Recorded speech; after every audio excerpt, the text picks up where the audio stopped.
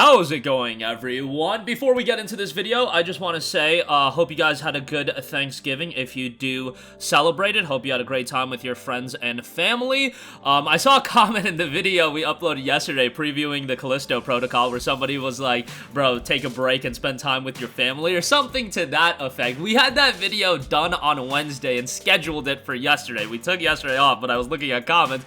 You literally had me rolling in laughter in front of my family, so whoever left that comment, thank you. That was absolutely hilarious, and he even added an apology saying, like, sorry if you don't have a family, which I do in fact have a family, but nonetheless.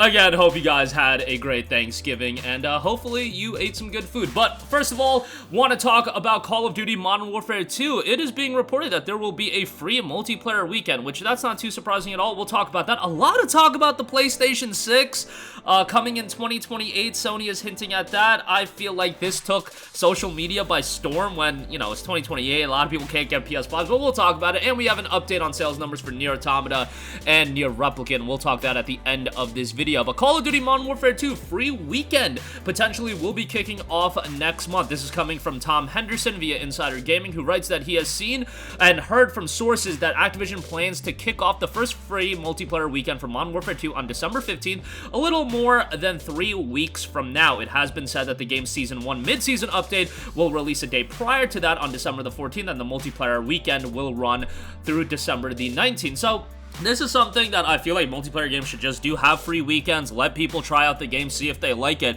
Modern Warfare 2 is a game that I am really enjoying, but I have said it before that I should not be considered the authority on Call of Duty games. Look, I play Call of Duty games, and I really enjoy them when all my boys pick up Call of Duty as well, and it's just a fun time going online and messing around. Do I have issues with the game? Absolutely. On PC, it's actually kind of a train wreck. A lot of my boys have been having a lot of crashes and whatnot. Thankfully, I'm playing it on PC mostly. I do have it on PS5 as well, and it hasn't been that bad of an experience for me, but I'm enjoying the game. I thought the campaign was really good. I saw some mixed reception towards the campaign. I thought it was like a pretty big budget campaign, and yeah, I had fun with it, but again, not the authority on Call of Duty titles, but if you do want to check it out for free, that opportunity will be had, it looks like, next month, and I would give it a shot. Jump in with your friends. Like, that's how I'm always gonna recommend Call of Duty. Like, I'm never gonna...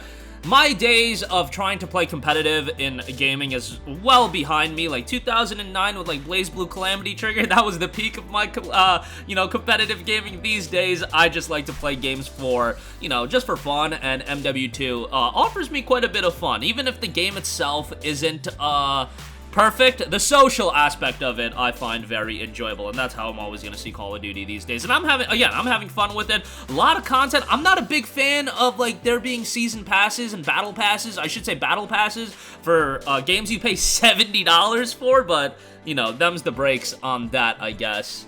Most of my buddies picked up like the Legacy Edition or whatever it is, the Definitive Edition, the Deluxe Edition, that was like $100, and I was like, bro, that's like wildly expensive. But nonetheless, again, free weekend looks like that'll be happening December 15th until the 19th. Alright, a lot of talk about the PlayStation 6 potentially launching in 2028. This is coming from official observations on the UK's Competition and Market Authority statement. In their argument, Sony noted that Microsoft had offered to continue publishing Activision games on PlayStation until 2027, though they are referring to the old 3-year offer. Microsoft has recently bumped that offer up to a full decade. It notes Microsoft has offered to continue making Activision games available on PlayStation only until 2027. Likewise, in public comments just on October 26th, Microsoft said it plans to offer Call of Duty on PlayStation only as long as that makes sense, a period until 2027 or some other potentially shorter time that Microsoft unilaterally determines. What makes sense to Microsoft is badly inadequate. By the time Sony Interactive Entertainment launched the next generation of its PlayStation console, which is likely to occur around a specific period, it would be have lost access to Call of Duty and other Activision titles, making it extremely vulnerable to consumer switching and subsequent degradation in its competitiveness. Though they are alluding to the fact that PlayStation 6 would be coming in 2028, which would point to a 8-year generation for the PlayStation 5, which sounds about right, as generations seemingly have been getting longer and longer. The PlayStation 4 was what,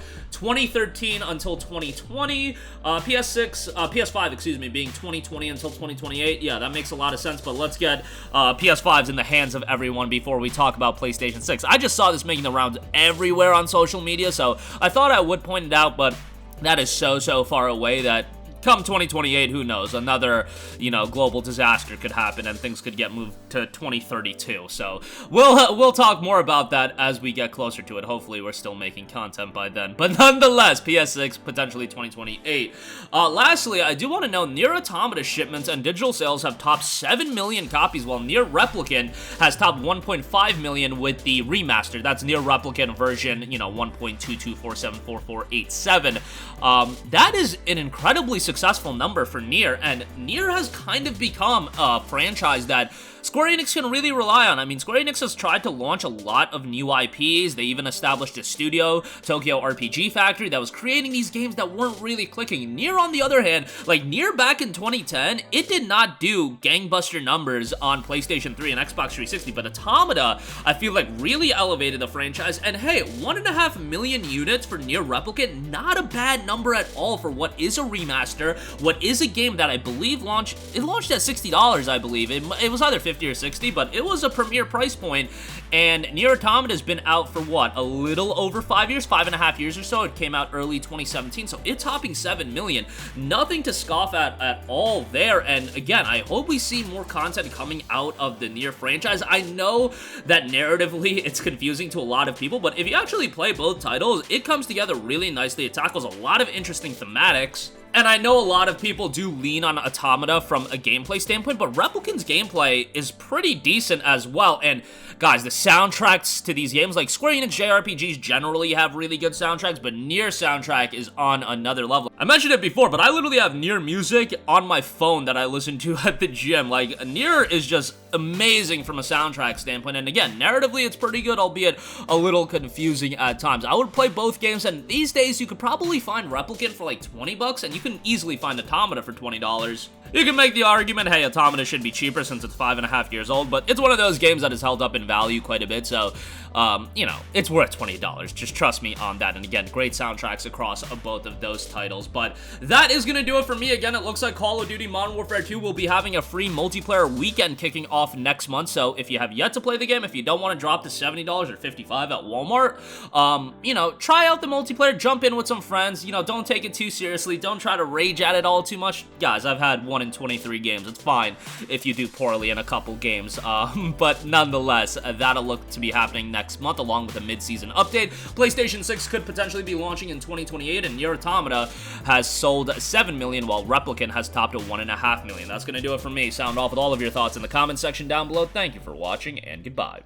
Hey guys, we hope you enjoyed the video, and if you did, make sure to hit the subscribe button, and if you're already subscribed, do us a favor and hit the bell icon. This way you'll be notified whenever we post a new video. That's the best way to keep up with all of our uploads, and we usually try to upload 2 videos a day. And with the bell icon hit, you'll be notified whenever we do upload a video. As always, thanks for watching.